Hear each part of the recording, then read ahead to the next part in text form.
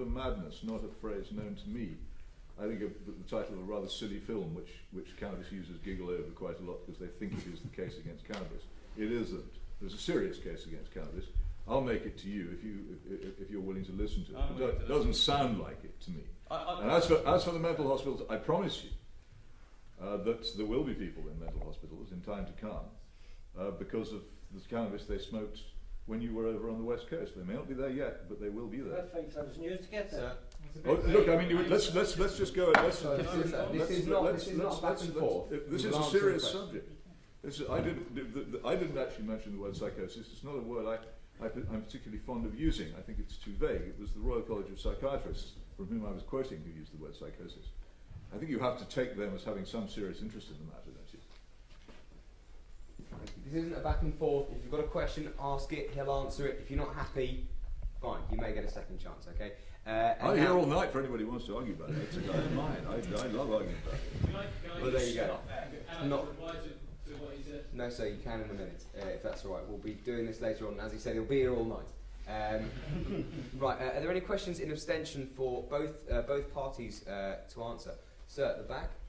Yeah, basically, I just wanted to make the point that sort of growing up in this country, alcohol was obviously illegal and cannabis wasn't to the same extent, wasn't sold in shops.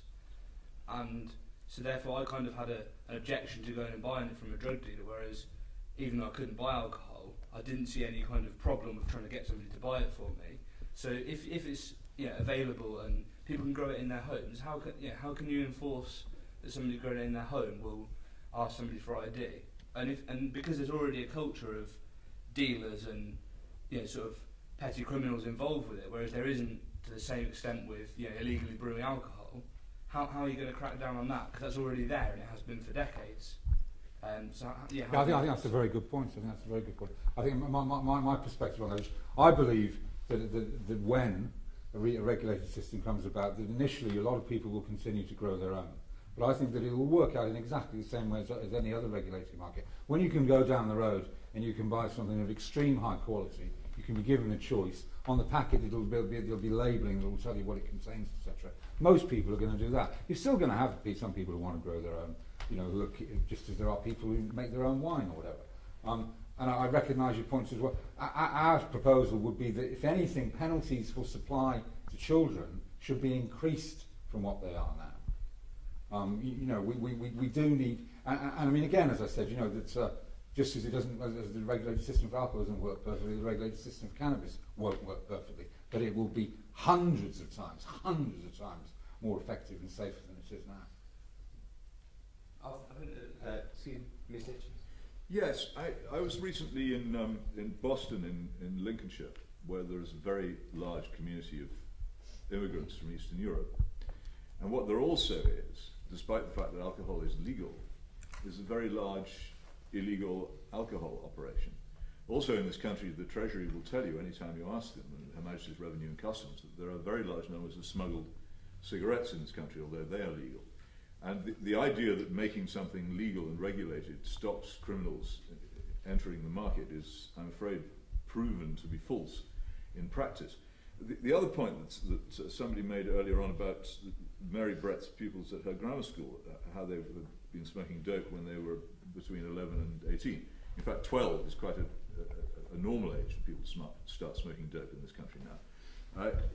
And people saying, well, they shouldn't be able to get hold of it, as if it were regulated, they would be stopped. Well, does anybody here seriously believe that underage persons are unable to get hold of alcohol or cigarettes in this country? You only need to go a very short distance from here and you'll find people necking litre bottles of vodka in the park who are well under alcohol purchasing age. I don't believe for a moment that regulation would prevent any kind of trafficking of cannabis or indeed other drugs to children. It's fatuous to claim that it is. Thank you both. And now we're going to continue with more questions for the proposition. Are there any more questions? Sir? I've been reading your propaganda leaflet, and in it you claim the war on drugs is responsible for more death, destruction and despair than any other war. I'm hoping you can clarify what you mean by that, because surely you cannot quite literally mean that the war on drugs has caused more death and despair than the past. I believe so. If you look at the impact the drugs have in every society, I mean, we can talk about several different examples. I mean, the most obvious example that springs to mind is what's going on in Latin America. The fact that because of the demand in the States, the battles that are taking place between the cartels in Mexico, what is it? Something like an average of 15,000 people are being murdered every year, have been for the last 4 or 5 years. On top of that, I mean, when the Misuse of Drugs Act was introduced in this country in 1971, and there was an end to, I mean, we're talking about dangerous drugs now, if you like, because cannabis is not a dangerous drug. We're talking about dangerous drugs. When the Misuse of Drugs Act was introduced, there were 10,000. What a point of information. You say it's not a dangerous drug. You said a few minutes ago 750 people a year were admitted to hospital from taking it. That surely does make it kind of dangerous. Well, there were 3,000 people admitted to peanuts. Yeah, forget about the peanuts. We're not arguing about whether peanuts are dangerous or not here. We're arguing about whether cannabis is dangerous. You can't say well, that 700 people were hospitalised. 750 people were hospitalised for taking it, and then say it's not dangerous and be the same person. Well, it's a relative term. Oh, peanuts okay, are relative fine. dangerous than cannabis. It's a relative term. The 10,000 heroin addicts, what they call problematic heroin addicts in 1971, when they misused, there are now approximately 300,000, and that's the result. That's principally the result of prohibition, and this applies across the world. The heroin problem in Russia, for instance, because of prohibition, is booming. The amount of death, degradation, and misery caused by the war on drugs, which has gone on, let's remember, for in excess of 40 years, something more like about 100 years now. A colossal number of people. What do you mean by the war on drugs there? Pardon? What do you mean by the war on drugs? Well, it's not a war on drugs, actually, it's a war on people. It's a war on people who choose some drugs.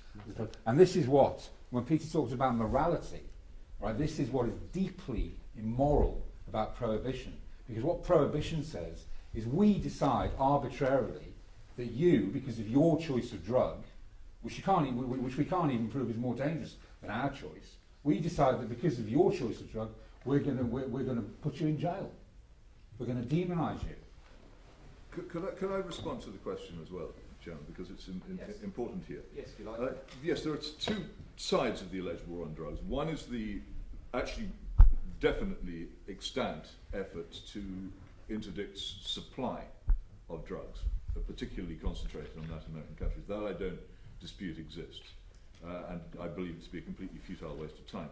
If you're seeking for a cause, if you disapprove enormously of the misery which this has brought to Latin America, which I think any sane person must do, then mightn't you, rather than blaming the attempt, failed as it is, to prohibit the supply of those drugs, mightn't you rather blame the fact that Western societies are full of people who have decided at any cost to obtain drugs which stupefy themselves and which alter their moods, which alter their perception, which alter perception of reality. And actually, this is another thing for anybody in an institution of this kind to consider. If you look at a society and you think there's something wrong with it, there are two fundamental responses. One is to say, well, we ought to change this for the better. And the other is to zonk yourself so you don't care. And it seems to me that the morally preferable one is to change it so that it's better, rather than to zonk yourself so you don't care.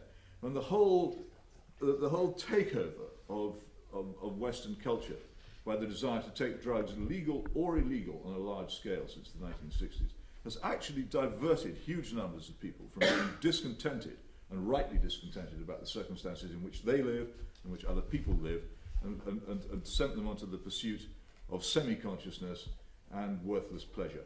And if you want a moral argument, that's what this is really about. Can I remind you once again, the ability to interrupt each other, Peter's ability to interrupt Peter, and Peter's ability to interrupt Peter supersedes your ability to interrupt them. So please keep your interruptions to a minimum. They can pretty much. He's very good at it too, right? That's very nice of you to say. Right, now, despite the fact that Peter Hitchens has just had a chance to talk, it is his chance to answer some questions. So are there any more questions for the opposition, sir? For the opposition? For the opposition, sir. No, not yet. None? Yes, sir, the opposition? I was wondering if you'd consider the possibility that the ostensible relationship between cannabis use and psychosis is more correlative than causative, that maybe the kind of person who is at a higher risk of developing a psychosis is the kind of person who's more likely to use drugs in the first place rather than cannabis directly causing psychosis. Well, I consider the possibility.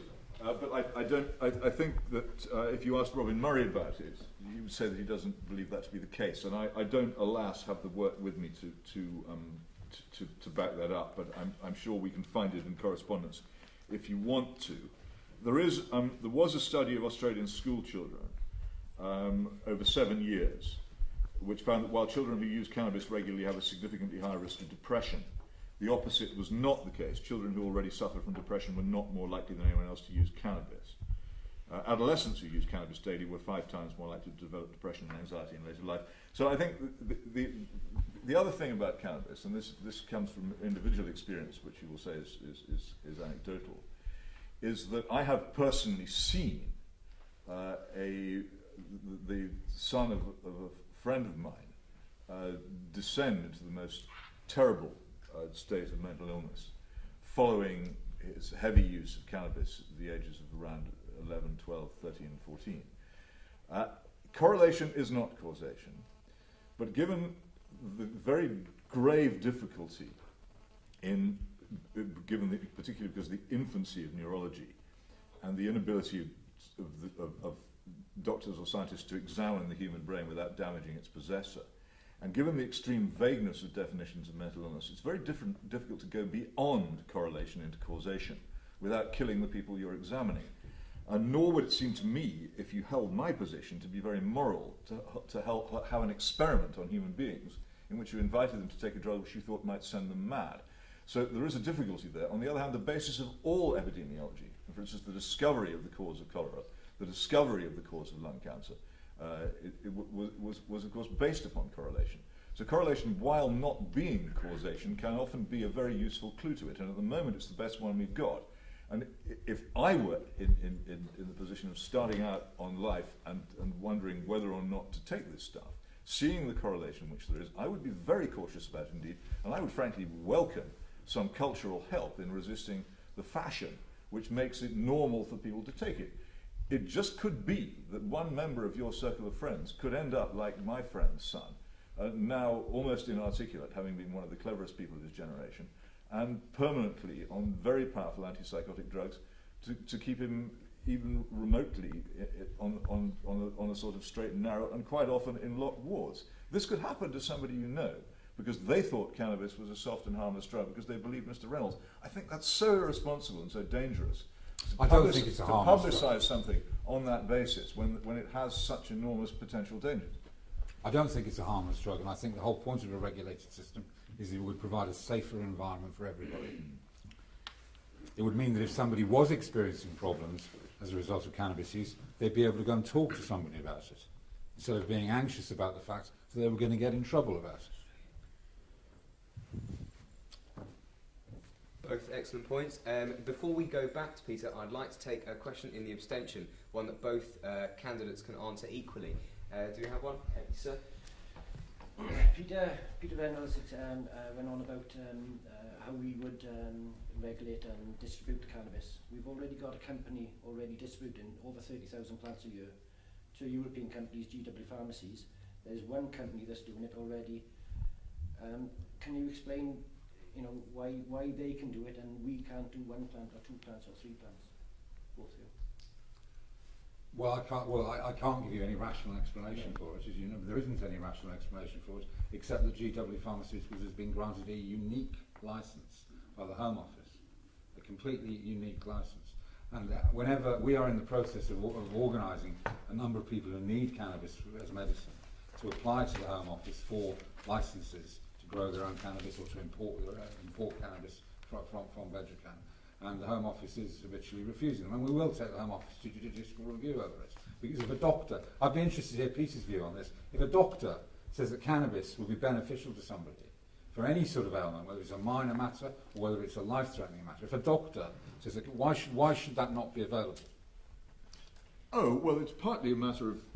sorry, on the question that you ask, I find it baffling myself, and the whole GW Pharma episode is a very interesting and anomalous one, and I'm